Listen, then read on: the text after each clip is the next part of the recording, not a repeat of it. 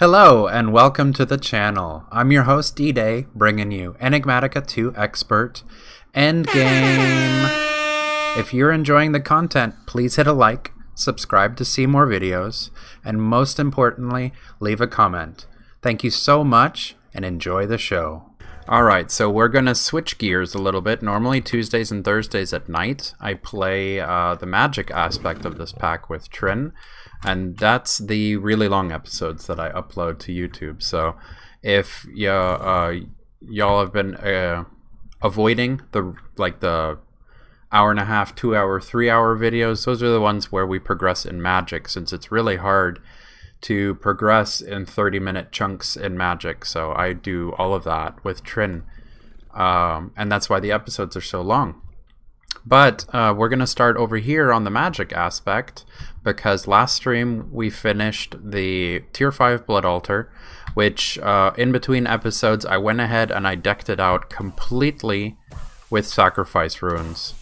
Getting all of those rock crystals was a pain in the butt to make all of those rock swords, which turns into at least one sword turns into 3 sacrifices, and you don't have to use slates at all for that, so that's really good.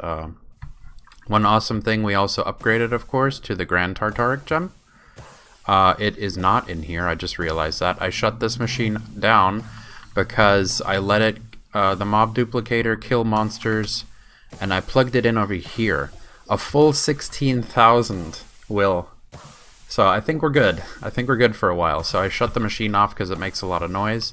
And now the Well of Suffering ritual that we plugged in on the bottom, it's doing its thing with the Wisp. What's it called? The Wisp. The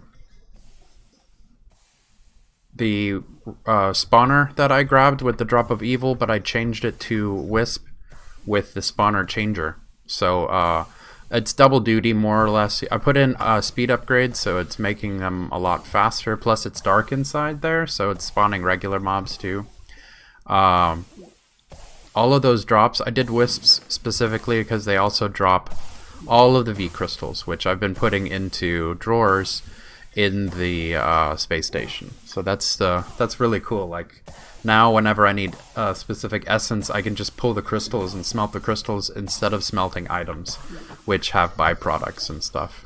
The excess crystal, the Will Tartaric Gems, I put them into the Demon Crucible, and occasionally I come over here and harvest the full crystal cluster. And it's usually, it's around 7 every time. Let's see, is there still juice in this guy? A little bit left. So it has 217, so it makes 1 crystal slice per 100 will. So 700 will got drained, and it made 7 crystal spikes, and I just break them whenever I see that the crystal spike is up and running. But yeah, it's killing wisps, it's putting blood in our system. I put the big orb that we have in stock, the biggest one that I have right now, is this one, the Master. And I tried doing the ultimate one, or the Archmage, but I think I need Runes of Capacity, because the Gaia Spirit piece was stuck in there, and it was not changing. Like, didn't matter how long I did it. So that's just a really quick update on what we did last night on stream. What I was really excited about, of course, we're working towards the Ultimate Ingot. And we went through these we're all getting, and we're getting them pretty regularly, no problem. Then I went over here and came into a problem with Terrasteel. And let's see, we're at 87 now. So I could have just taken the easy route and said, oh yeah, the mob farm and repairing the Terrasteel armors that sometimes drop and throwing them into the arc furnace, and done, checkmark, you know. But it was bugging me that I didn't have a full stack, so I had this idea in my head. I wanted to see how can you automate Terrasteel, since it has 3 ingredients. And you can't dump more than 1 set at a time, because it's 1 mana steel, 1 mana diamond, and 1 mana pearl. on the plate with, like, I think half of a mana pool's worth of mana to make 1 Terrasteel. And if you drop anything else onto the plate, it ruins the craft. So you can't, like, just drop 3 stacks of each item and then make 3 stacks of Terrasteel. One, it won't work because it only works in singles. And 2, that's a lot of mana. Like, I would have to have that many stacks of mana pools, you know, because it's so heavy on the mana to make 1 Terrasteel. So this got stuck in my head. I mentioned it very shortly on stream. I wanted to give credit where credit's due. I know the tips screen says you can automate the Kekimuras with Astral Sorcery, but this idea I saw on Kraken's stream on his YouTube channel. If you haven't heard of Kraken, go check him out. He's actually pretty cool. He's got a great imagination for making contraptions that work, and I get pretty excited when he shows something that is straight out of, like, his imagination. It's awesome. It's impressive. And this design, if I would have thought about it, I probably would have built it exactly the same way. But because I saw it on his stream before I thought about it, definitely need to give him credit for it. So it's fairly simple. I made an attuned crystal, and I'm growing pumpkins. So the pumpkins are here. They grow on the spot next to it. Then I linked them with the linking rod, and it's just like the star metal. It changes the pumpkin into cake. And then I made 5 Kekimuras. I made them on floating grass so that I don't have to plant them on grass. So I made them floating. And then these 5, they can reach and touch all of the cake that is made, 3 in each row. All the cake they can eat, and these 5 are connected to these 5 Elven mana spreaders. So now we can do Elven. They transmit mana faster. So 5 Kekimuras, 5 mana spreaders. And then I also did this. I added the growth accelerators from Mystical Agriculture, and I put them under all of the stems, specifically the stems, because that's where they grow the fastest from.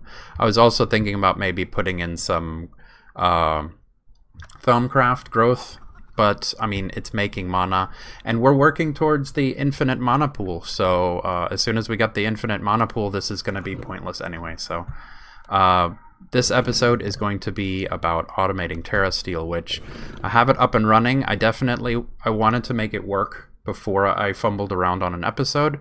So this is, I don't know, this might make y'all cringe, but it's up and running and working, and I'm going to take it apart. And I'm going to explain by putting it back together. Whoops. And I have those. Let me put these guys out here, just in case I mess up another one.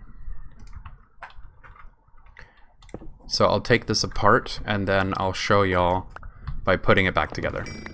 I was thinking, like, should I take it down and then start the episode?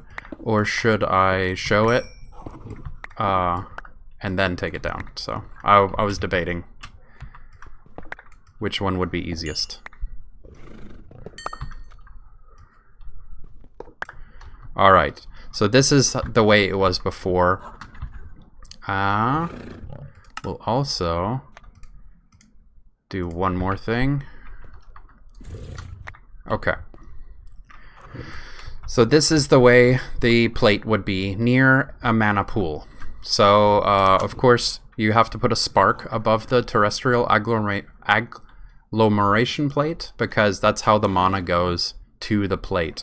I also have, let me highlight it, I have 1 of the 5 mana spreaders shooting mana directly into the plate. So it's additional mana for this guy here.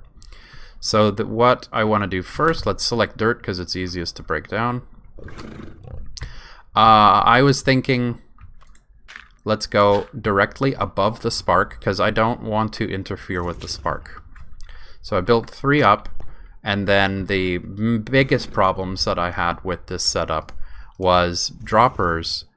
I couldn't get droppers to drop all 3 items unless I ran it through XNet, but then XNet was doing weird things in itself where the logic wasn't making sense for me, so I tried to oversimplify it. So the reason why we can't just straight up use an open crate is because it will just let everything fall out at once. So if you put in stacks of stuff, of the ingredients, it'll drop all of it, and then it won't activate. So open crate, first step. Let's remove the dirt. So I bypassed the problem of the open crate dropping everything and the precision dropper only dropping one item. I bypassed that by putting 3 hoppers, 3 separate hoppers into the one open crate. Then, instead of putting the droppers directly onto the hopper, you put 1 space in between. The reason why I do this is because if you put the dropper directly on the hopper, it will not store its inventory. It will purge it immediately, which will end up purging it immediately into the open crate and dropping multiple stuff again. So let's do this. Okay, can't do that. How did I make it go down? Did I? 1, 2, like that.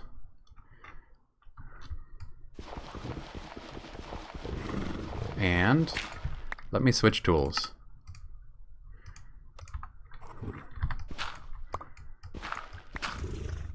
So what we're doing right now is we're just making it face down, which I'm pretty sure there's easier ways with wrenches and stuff, but here you go. We need them 3 to face down into the hoppers, so they'll drop the items directly into the hopper. Then what I wanted to do was each one needs different inventories, of course, because there's 3 items for this recipe. So 3 item conduits. And then I changed it to insert, insert, and insert. And each one is going to get a filter. This one, whitelist, monopearls, whitelist, monodiamonds, whitelist, monosteel. There you go. And then you need a buffer inventory, which later we can do, what's it called? We can do an ender chest if we want to send and request items from our space station, but I'll probably do a part 2 on that.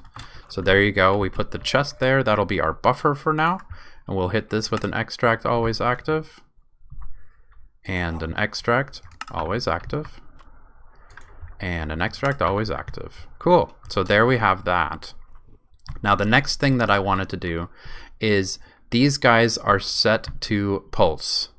So let me check it real quick. I will grab mana. We need, let's see. Okay, I'm almost out of mana pearls. So let's do mana steel. We'll do, oh man, I'm right there. And let's go ender pearls. And let's see, I have a lot of mana now. So let me convert these to what we need. A stack of mana pearls. Awesome. So, and that empties out the mana pool, which is pretty good for right now. And now the Kekimuras are munching. They're munching and sending more mana through the system again. I have everything, most of everything being sent to this guy. That has a spark, that has a spark augment of recessive, meaning it'll give all of its mana away to the other mana pools that have sparks. So mainly I wanted to make sure that the gate stays open. So it gives its mana away, and when these are going to be full, this one's full, it's dedicated just to the runic altar. These 2 are dedicated to keeping the portal open, and then this one is just dedicated to giving mana to everything. This one is dedicated to Terrasteel. So there we go. We have our 3 ingredients. And let me test this real quick, make sure that I'm doing it right. We put these in here, and then they'll feed into each unit. Yep, and it'll stop because they're set to redstone mode pulse. And if it's set to deactivation, you have to use a redstone torch and you right click each of them to turn them to pulse mode, or else they'll immediately start dropping because they're either always on or they'll work when redstone touches them.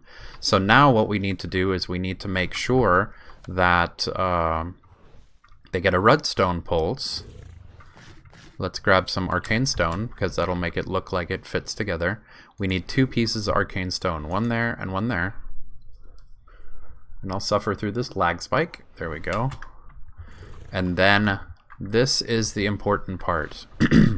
So I was thinking, oh well, I'll put a hourglass from Botania in there, and I'll throw sand in there, and it'll tick every so often. It's a timer, right? And every time it ticks, it drops items, and I'll make the sand long enough for each of the what's it called? The transmutes for Terrasteel. No problem. The issue that happens then is when you run out of mana, the timer will still keep dropping things onto the ground and they'll despawn. So we need a way to figure out to only send a pulse when there's enough mana in the mana pool for one of these crafts. So what I ended up going with was I made a redstone receiver and a redstone transmitter. These are 2 different items. They look almost the same. One's got an orange dash on it and one's got a blue dash on it. So the redstone receiver is going to, let me do this in order actually. A redstone transmitter, redstone receiver, a redstone comparator, and redstone itself. So let's do this in order from the bottom up then. So to measure how much mana is inside the mana pool, we'll grab a redstone comparator. And what this will do is redstone has different signal strengths of 0 to 15, and it's touching the mana pool. So a redstone signal of 0 would be the mana pool's empty. Mana pool's full would be 15. So I take it as a ratio. This mana pool should be full, so it's 15 out of 15. And then every space you move, see it shows it's 15. Every space you move lowers the signal strength by 1, 15, 14, 13, 12, 11, 10, 9, and then what I wanted is on that signal, I want the transceiver. Let me see. I think I need to turn it around. I want the transceiver to read, because like the transceiver and the receiver, okay, so it's not the direction you face, it's where on the block you place it. There. So you place it further away for it to attach. So the receiver and the transmitter, its purpose is to just wirelessly transmit this data of how strong the redstone signal is. So you can, if you wanted to, make stairs and then run the redstone up manually all the way up. No problem. But I wanted to do this little setup to make it look neat and tidy. So the redstone receiver, the way you link them is you make them and they won't have a channel. Then you take one of them and you right click the other one and it'll synchronize them on the same channel. So then it's just going to wirelessly transmit the redstone signal that it reads here to here.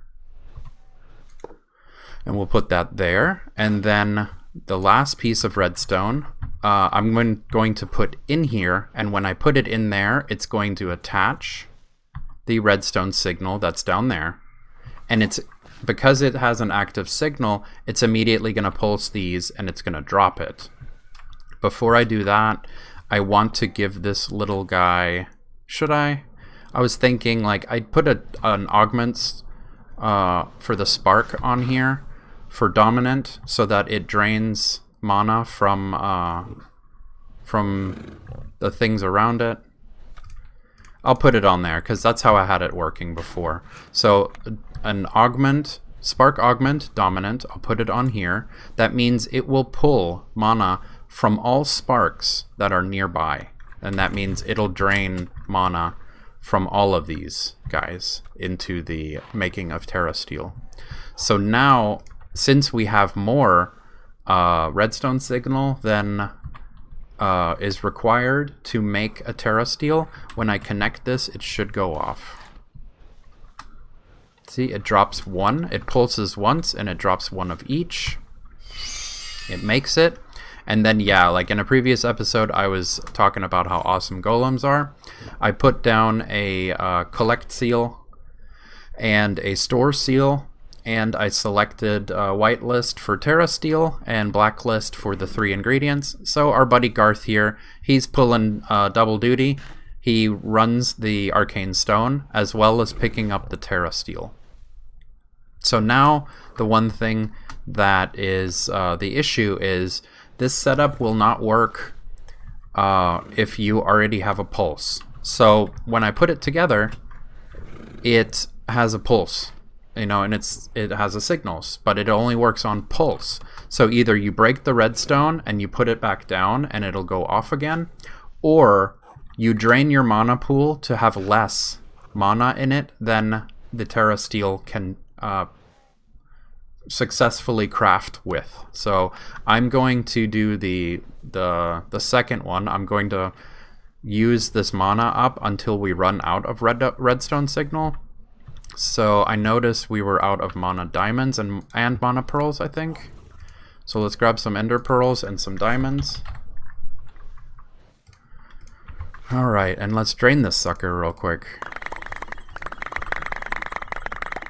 There we go. It's draining. And now the sparks are going to be taking the mana and distributing them between each other. That's where the those lines are coming from, which, let's see. With the Wand of the Forest in hand, you can see all the lines better. So now this spark, you see the little particles. The recessive spark is giving the mana away and trying to refill this guy again. So now let's see, right clicking it, it's at 1/4. So let's see, what's signal strength? 3, 2, 1, 0.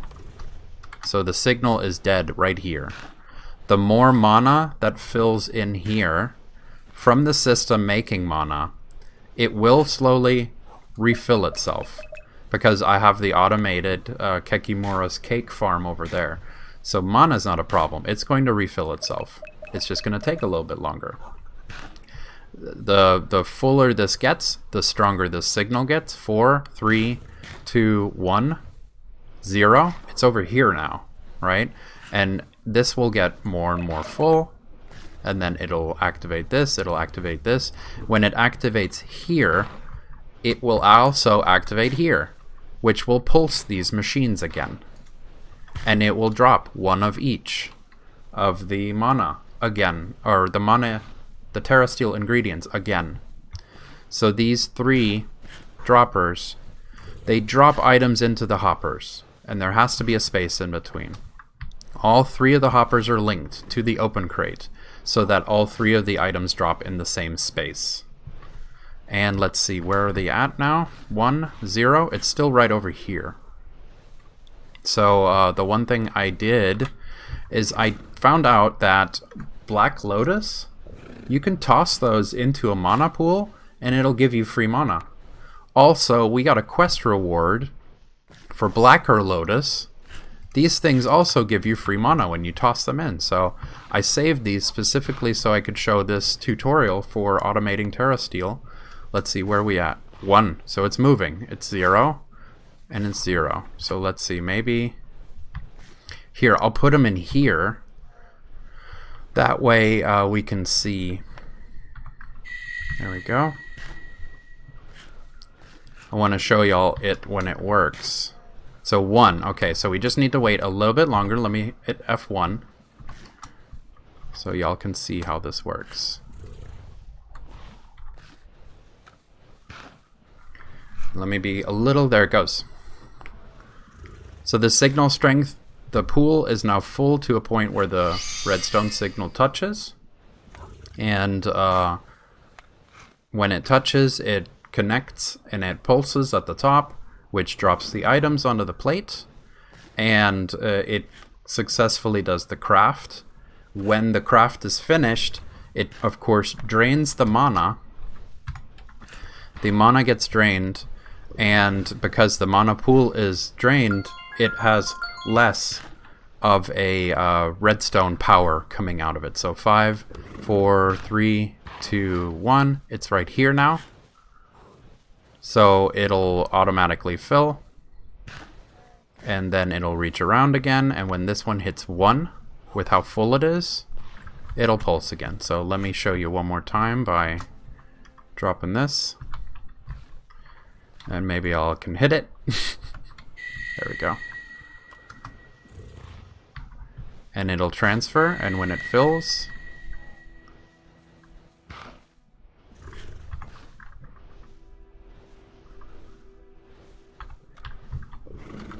zero, 1.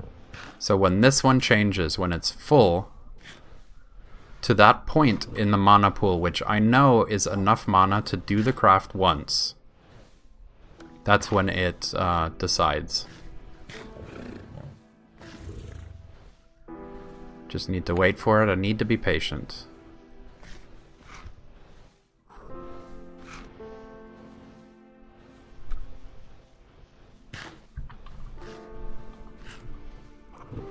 Patient, patient.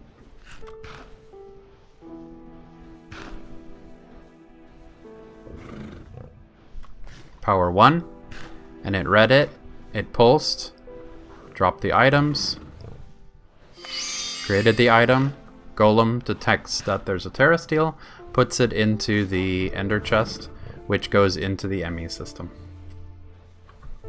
So I'm really happy. I'm also really glad that I got these as a quest reward, because that really helps when showing the tutorial, or else, you know, like the patience and waiting would be a lot harder. For me, at least. So yeah, and now the signal, because it's drained, now the signal's back over here, so, and then automatically fill. One pulse, drop, knocks the signal back down because the mana pool is full, or emptied out. So I'm really, really proud of this, actually. It's not fully passively automated, but it works. And like, if I really wanted to, I could go crazy and I could fill this thing up with mana steel stacks, mana diamond stacks, mana pearl stacks, and it will continuously sort them and drop them. So it's like a controlled semi-automated, but automated enough for what we need, because we're working towards the ultimate ingot, which now that bothered me a lot, the Terrasteel, but Terrasteel we can make, Elementium we can make, Draconium we can make, and now the next one we're going to do together is going to be the Awakened Draconium. So I'm really excited about that one. So thank you so much for watching this this episode / tutorial on automating Terrasteel. So yeah, thank you, and I'll see you tomorrow.